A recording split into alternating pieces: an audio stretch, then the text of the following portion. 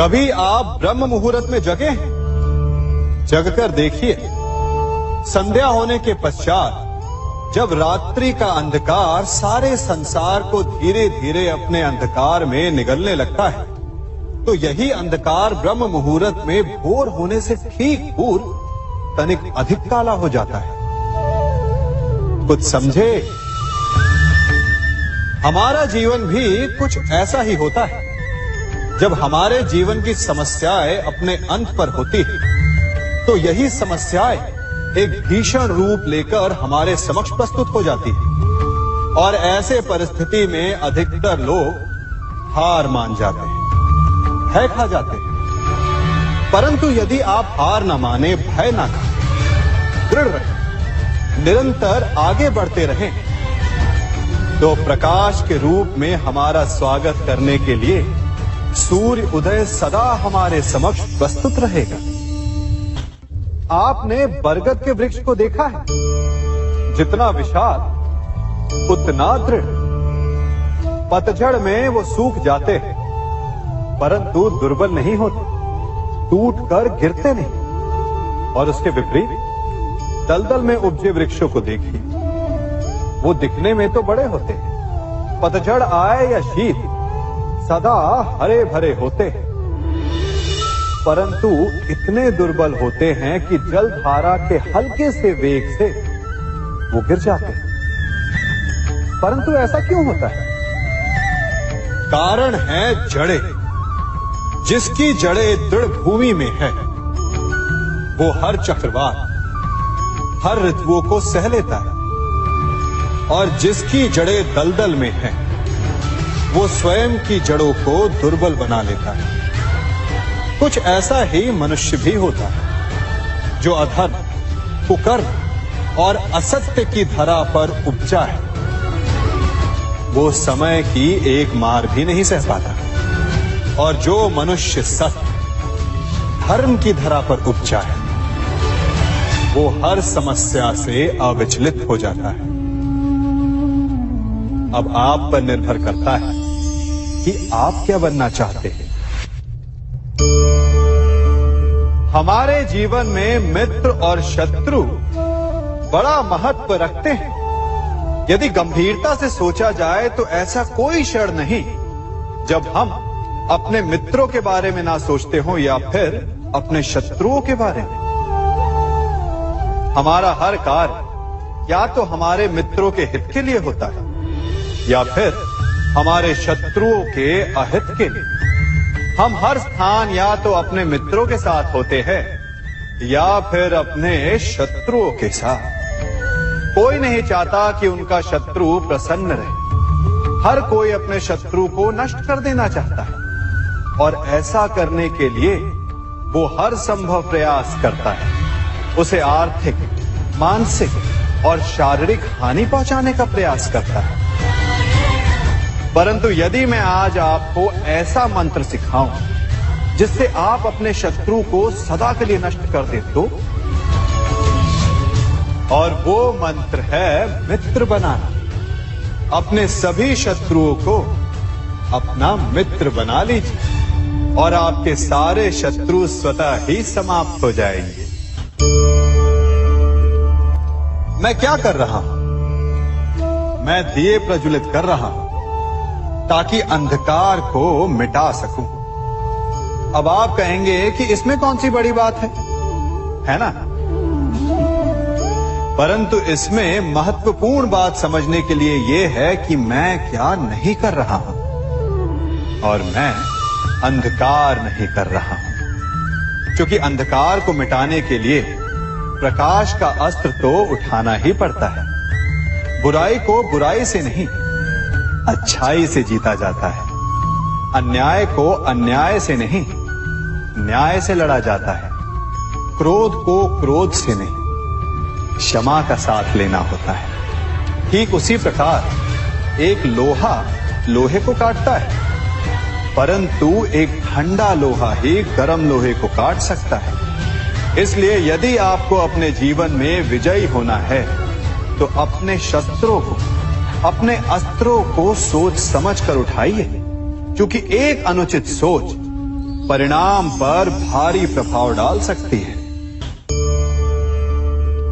आप सब सोच रहे होंगे कि ये क्या मैं करने लगा।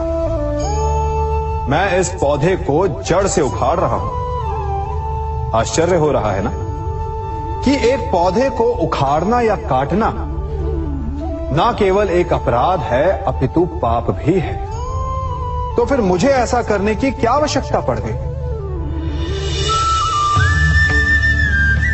क्योंकि कई बार विनाश ही सृजन तक पहुंचाता है।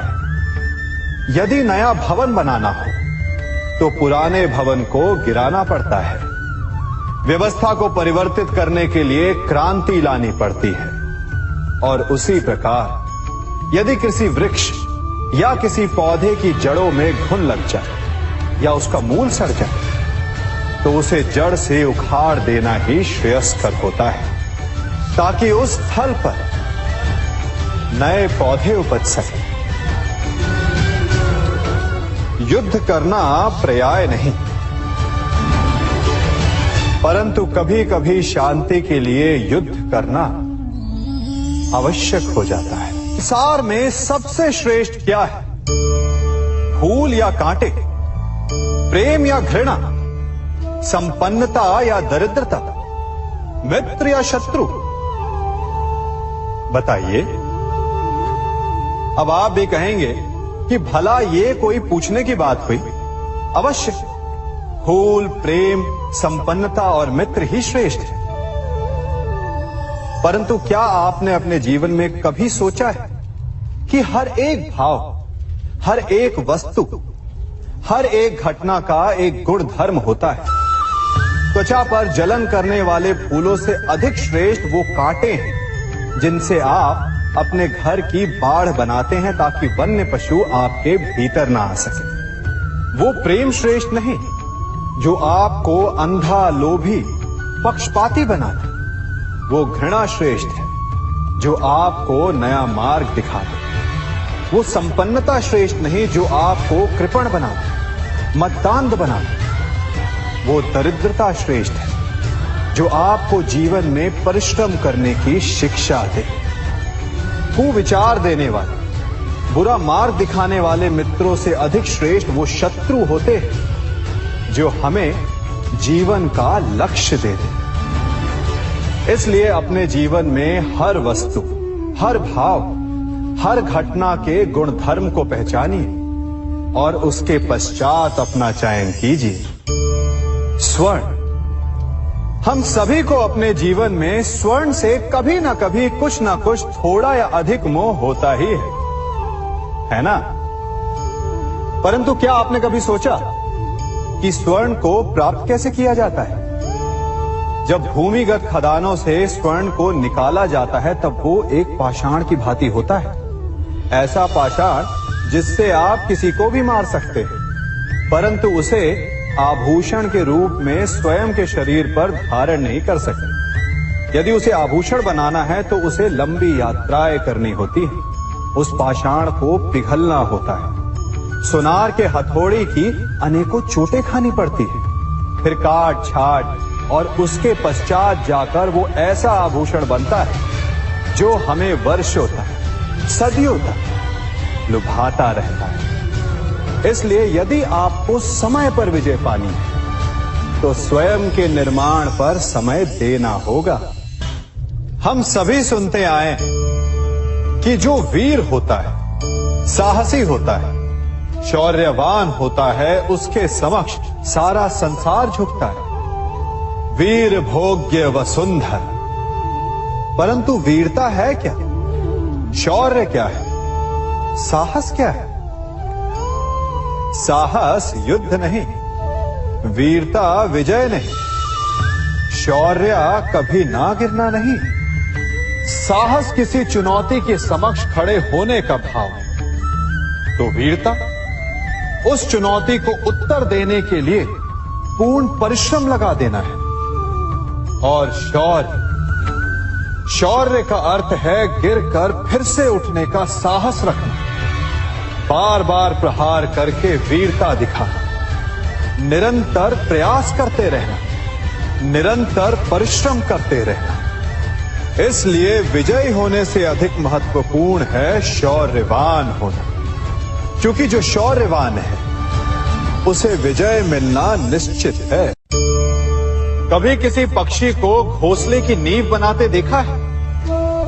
अथक परिश्रम करके तिनका तिनका बिटोर कर वो पक्षी अपना घोंसला बनाता है, अपनी संतान के लिए एक सुरक्षित घर बनाता है, और फिर कहीं से तीव्र आंधी आती है, भारी वर्षा होती है और उसका घोंसला तिनका तिनका करके बिखर जाता है। फिर वो पक्षी क्या करता है? वो रोता नहीं, ना ही विलाप करता है, वो बिना विलंब करे फिर से अपना घोंसला बनाना प्रारंभ कर देता है और सफलता पाता है। फिर हम क्यों छोटी छोटी असफलता से भयभीत होकर परिश्रम करना छोड़ देते हैं? एक बात सदा स्मरण रखिएगा, हर वृक्ष कुल्हाड़ी की एक मार से नीचे नहीं गिरता, हर चट्टान घन के एक प्रहार से नहीं टूटती।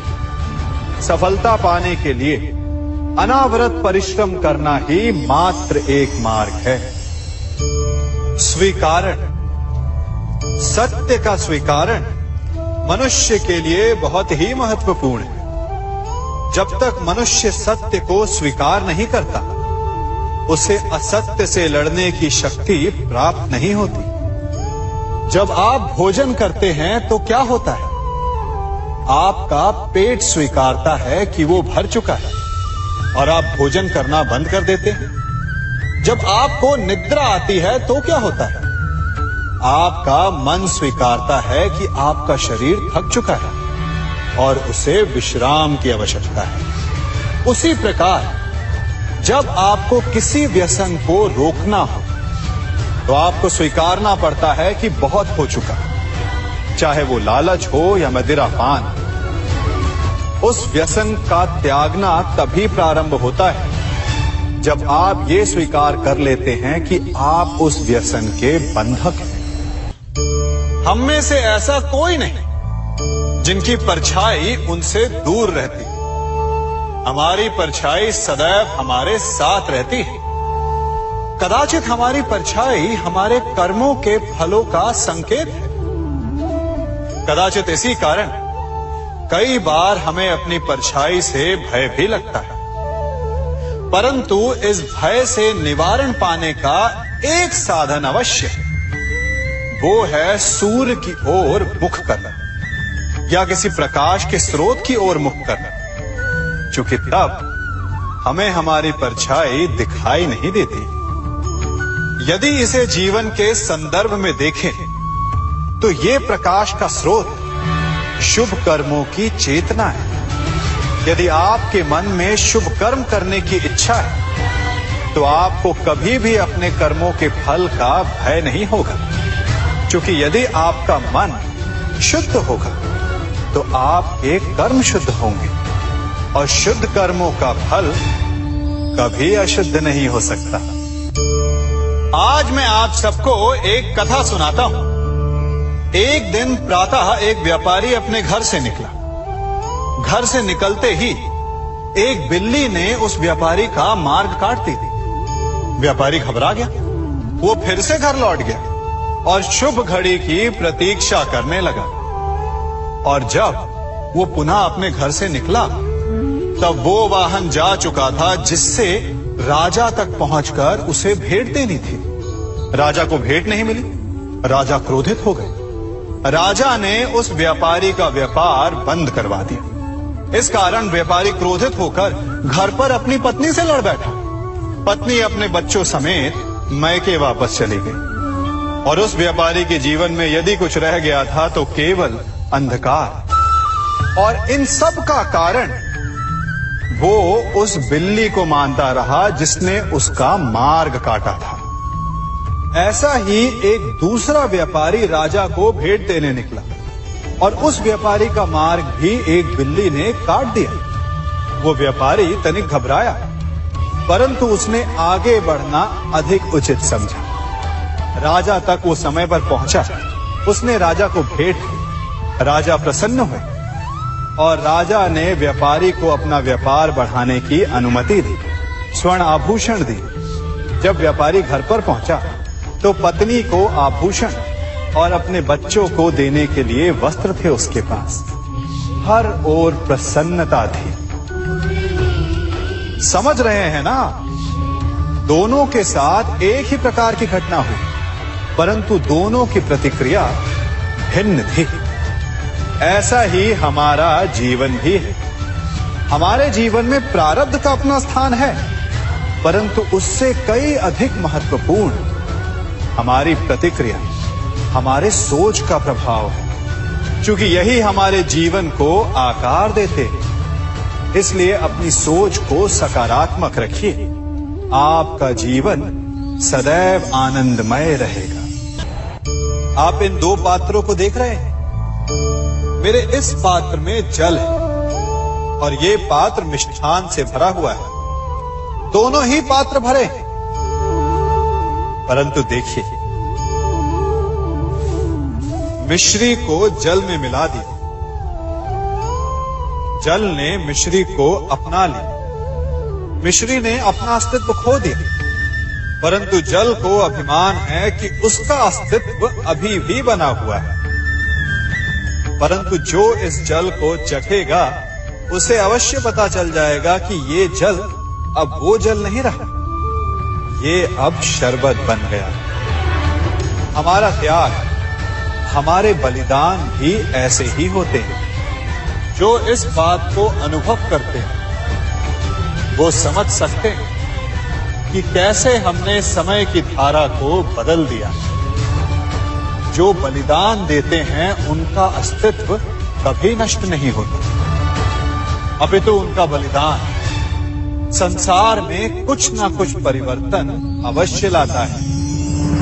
हम सभी कभी ना कभी, कहीं ना कहीं अपने जीवन में यात्रा अवश्य करते हैं।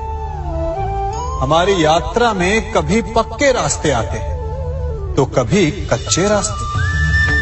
पक्के रास्ते मनुष्य बनाता है और कच्चे रास्ते जानते हैं कैसे बनते हैं? चलते चलते बन जाते हैं। जब लोग एक स्थान से जाते हैं तो पैरों के दबाव से नीचे की घास कुचल जाती है। बार बार उस मार्ग से जाने से धीरे धीरे मार्ग स्वतः ही बन जाता है। और यही जीवन है, यही नियति है। जब आपके जीवन में आपको मार्ग ना मिले तो रुकिए नहीं, आगे बढ़ते रहिए और आपके पैरों के दबाव से मार्ग स्वतः ही बन जाएगा। हम सभी अपने जीवन में सफलता चाहते हैं, है ना?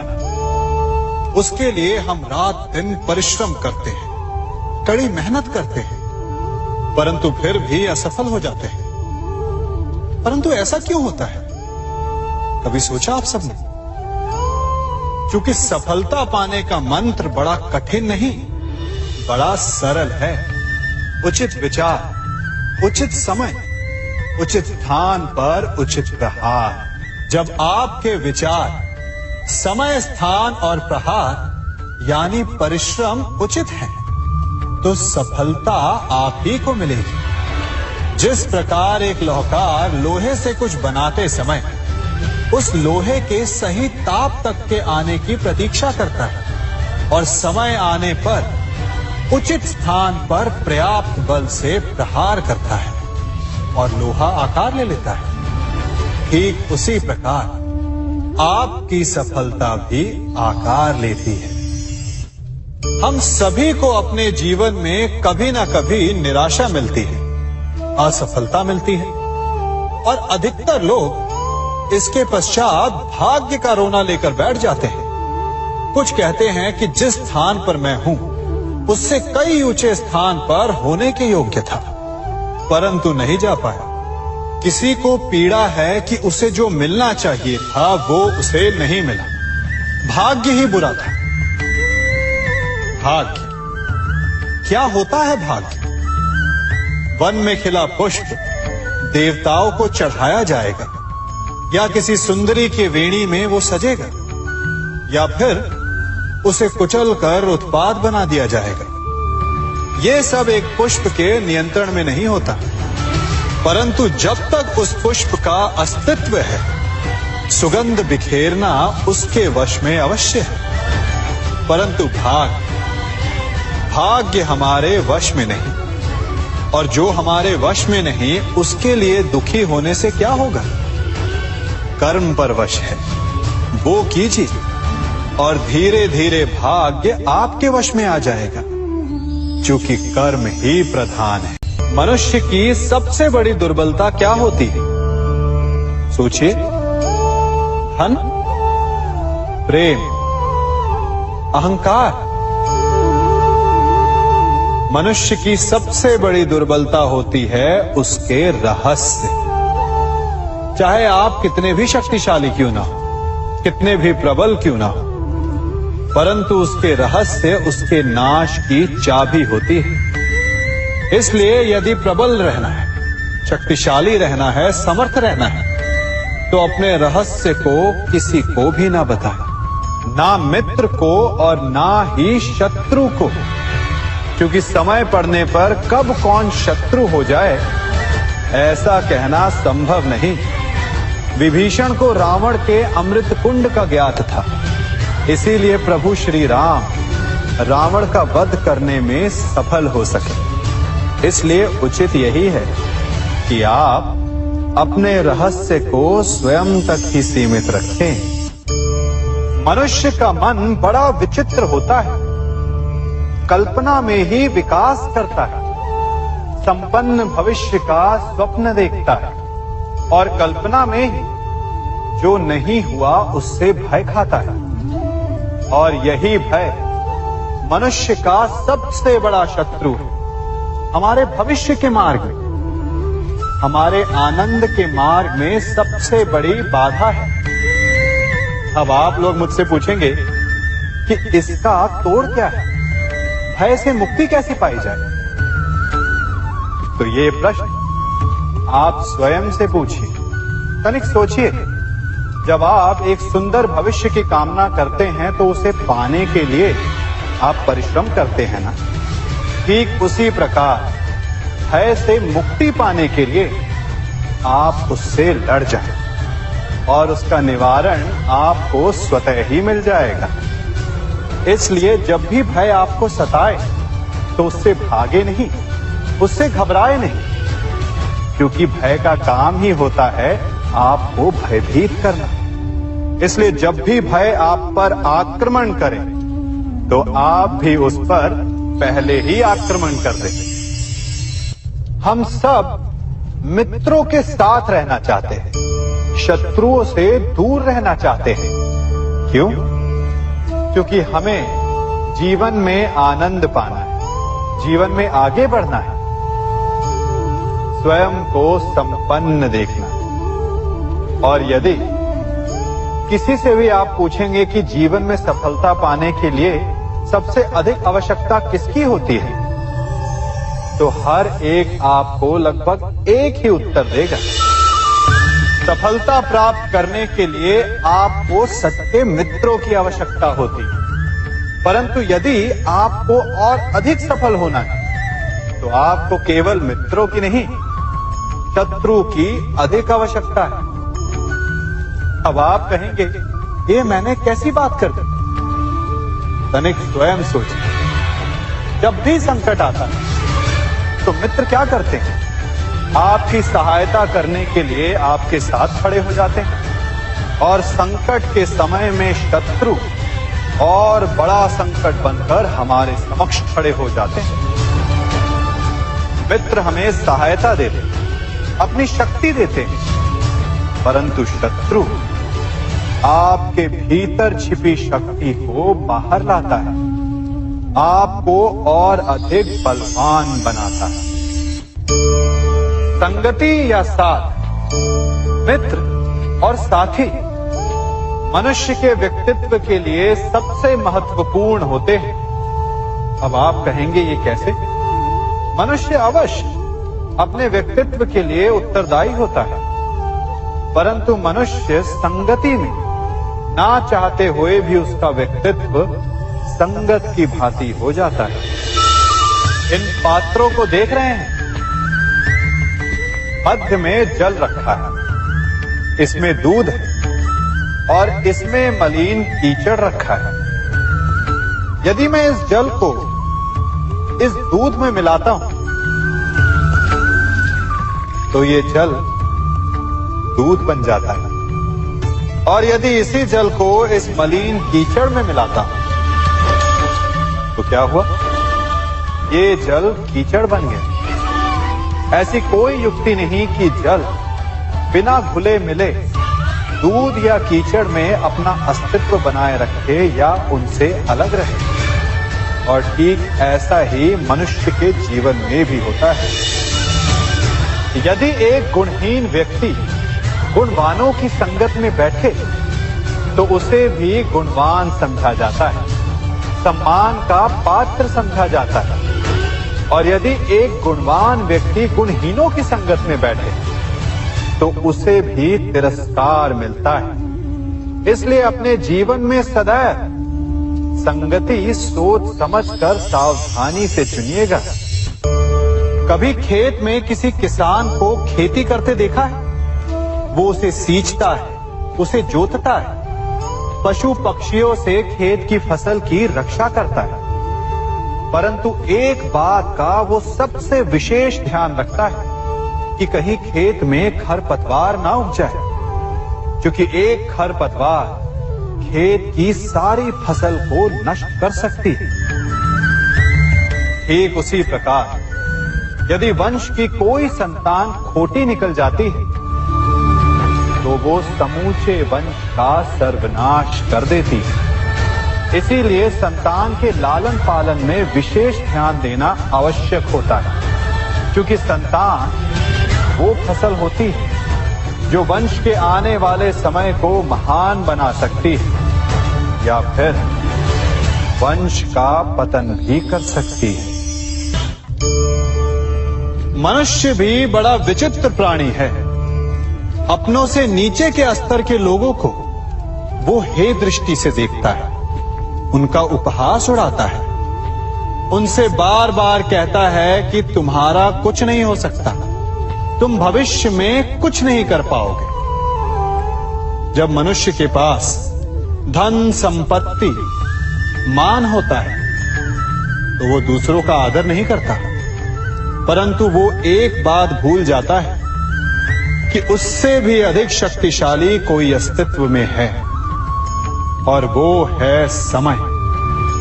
काल काल अपना चक्र कब बदलेगा ये कोई नहीं जानता।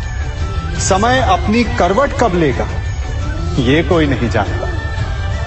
कोयला भी समय के साथ साथ हीरे में परिवर्तित हो जाता है। इसलिए जीवन में कभी भी किसी का भी उपहास नहीं उड़ाना चाहिए।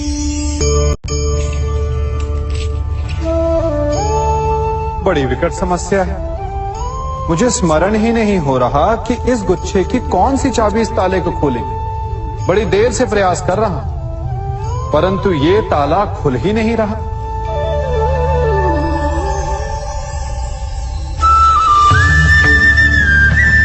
ऐसी परिस्थिति में आप क्या करेंगे?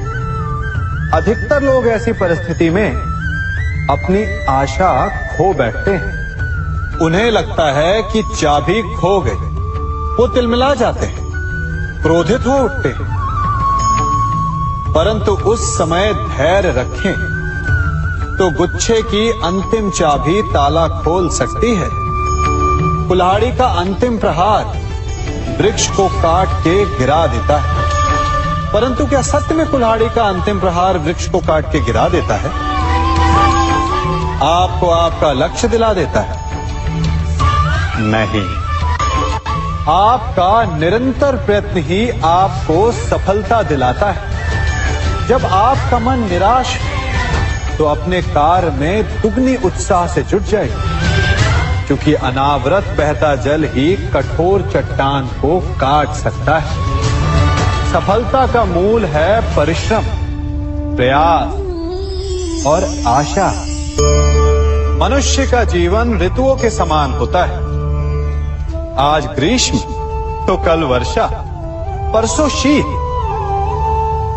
तनिक संकट आया तो हम संयम खो बैठते हैं, तनिक ऋतु बदली तो हम अधीर हो जाते हैं। अपने आक्रोश में, अपने क्रोध में हम उनसे ही संबंध बिगाड़ लेते हैं जो हमारे अपने होते हैं। क्यों ऐसा होता है ना?